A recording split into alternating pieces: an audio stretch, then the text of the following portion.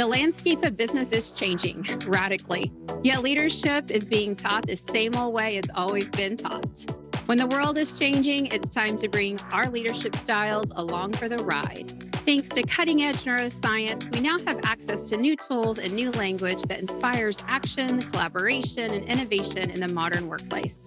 I started this podcast to bring you the best of these cutting-edge tools, exercises, best practices, and modern leadership strategies every single week.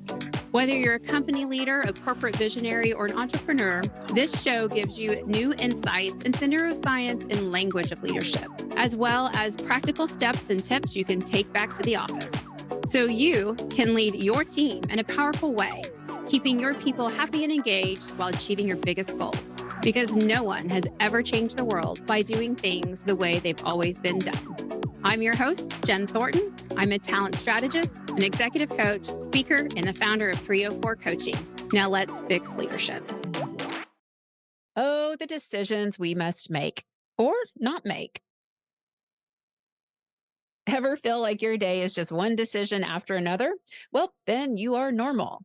In the high-stakes realm of professional leadership, the ability to make a swift, impactful decision is often held as a hallmark of effective leadership. Yet, amidst the whirlwind of meetings, emails, projects, market shifts, strategic pivots, all the stuff, there lies a subtle, overlooked aspect of decision-making, and that's the silent, yet profound impact of not making a decision. Yep, not making a decision is making a decision. And more times than I'd like to recognize, leaders struggle not because of decisions they've made, but because of the lack of making decisions. So, why does this even happen? At the heart of executive leadership lies the relentless demand for decision making. Every choice, from a strategic direction to operational adjustment, shapes the trajectory of an organization. However, it is critical for leaders to recognize the act of not making a decision is a decision in itself. This form of non decision can stem from various factors, including overwhelm, fear of making the wrong choice, or even the strategic delay for more information. Yet the impact of the silent choice of not making decisions are real and often carry the same weight as active decisions. And there are ripple effects of not making a decision.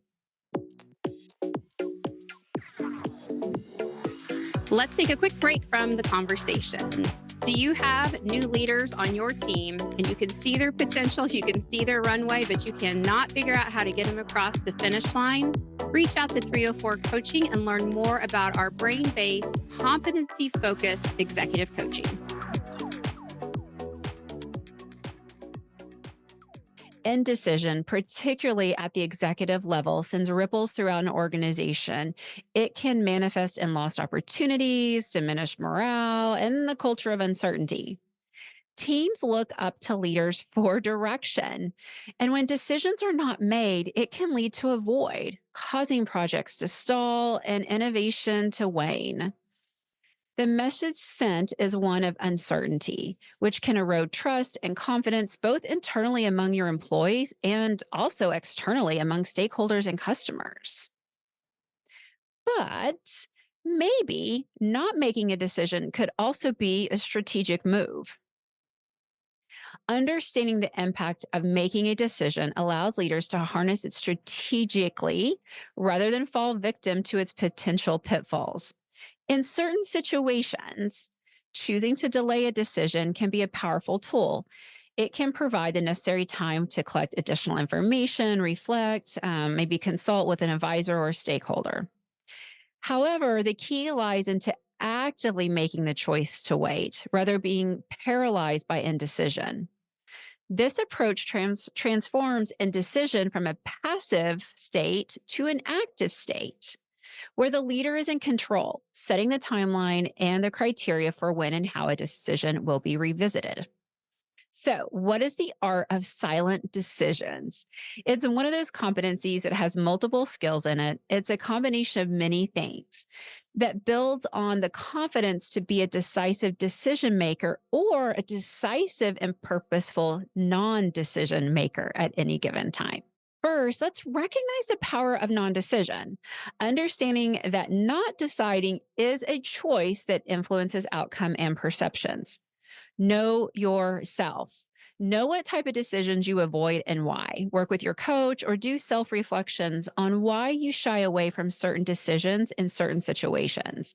Working through your own personal triggers help you make more confident decisions.